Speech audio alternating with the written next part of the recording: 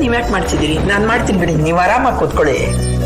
ಹೌದು ಅಮ್ಮ, ನೀವು ಈ ಮನೆ ಗೆಸ್ಟ್, ನೀವ್ಯಾಕೆ ಇದನ್ನೆಲ್ಲ ಮಾಡ್ತಿದ್ದೀರಾ? ಅಯ್ಯೋ, ನಾನು ಯಾರ್ ಕೆಲಸ ಮಾಡ್ತಿದ್ದೀನಿ ರುಕ್ಕು?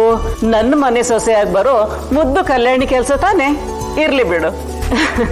ನನಗೆ ಈ ಮನೆನೂ ನನ್ನ ಮನೆ ತರನೇ. ಮೀನಾ, ನಿಮ್ಮ ಅಭಿಮಾನಕ್ಕೆ ಎಷ್ಟು ಋಣಿಯಾಗಿದ್ರು ಸಾಲದು. ಈಗಿನ ಕಾಲದಲ್ಲಿ ಗಿಣಿ ಹಾಕಿ ಸಾಕಿದ ಮಕ್ಕಳನ್ನ ಗಿಡಗನ್ ಬಾಯಿಗೆ ಕೊಡೋದೇ ಜಾಸ್ತಿ ಆಗ್ಬಿಟ್ಟಿದೆ.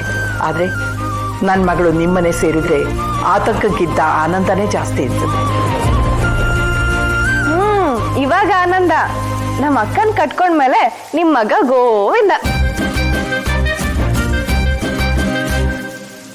ಇವಾಗ ಅತ್ತೆ ಸೊಸೆ ಲವ್ ತುಂಬಾ ಜೋರಾಗಿದೆ. ಮದ್ವೆ ಆದ್ಮೇಲೆ ಹೇಗಿರುತ್ತೆ ಅಂತ ನೋಡ್ಬೇಕು. ಅದು ಅತ್ತೆ ಸೊಸೆ ಸಂಬಂಧದಲ್ಲಿ. ಆದ್ರೆ ಕಲ್ಯಾಣಿ ನನಗೆ ಮಗಳ ತರ. ಅಮ್ಮ ಮಗಳ ಮಧ್ಯೆ ಯಾವ ಗಲಾಟೆನೂ ಬರಲ್ಲ. ಕಲ್ಯಾಣಿ ಕೆಲಸದಿಂದ ಬಂದು ಮನೆ ತುಂಬಾ ಓಡಾಡಿ ಲವಲರಿಕೆಯಿಂದ 4 ಮಾತಾಡಿದ್ರೆ ಸಾಕು.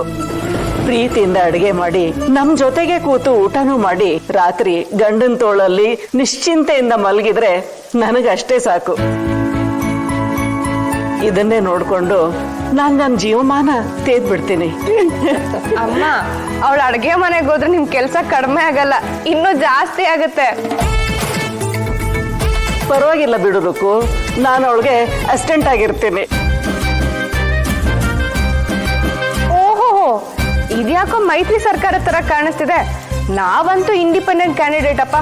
ಯಾವ ವಿಷಯಕ್ಕೂ ಇಲ್ಲ, ಸೈಡಲ್ಲಿ ಇದ್ಬಿಡ್ತೀವಿ. ನಂಗೊಂದು ಡೌಟು, ಹುಡುಗನ್ ನಮ್ಮ ಮದ್ವೆ ಆದ್ಮೇಲೆ ಅತ್ತೆ ಜಾಸ್ತಿ ಪ್ರೀತಿ ಮಾಡ್ತಾರ ಇಲ್ಲ ಸೊಸೆ ಜಾಸ್ತಿ ಪ್ರೀತಿ ಮಾಡ್ತಾರ? ಡಬಲ್ ಧಮಾಕ ಅಂತ ಅನ್ಕೋ. ಅಮ್ಮನ್ ಪ್ರೀತಿನೂ ಸಿಗುತ್ತೆ, ಹೆಂಡತಿ ಪ್ರೀತಿನೂ ಸಿಗುತ್ತೆ. ಇಲ್ಲಿಂದ ಶುರು ಆಯ್ತು ನಮ್ಮ ರಾಜೇಶ್ ಕಲ್ಯಾಣಿ ಕಲ್ಯಾಣೋತ್ಸವ.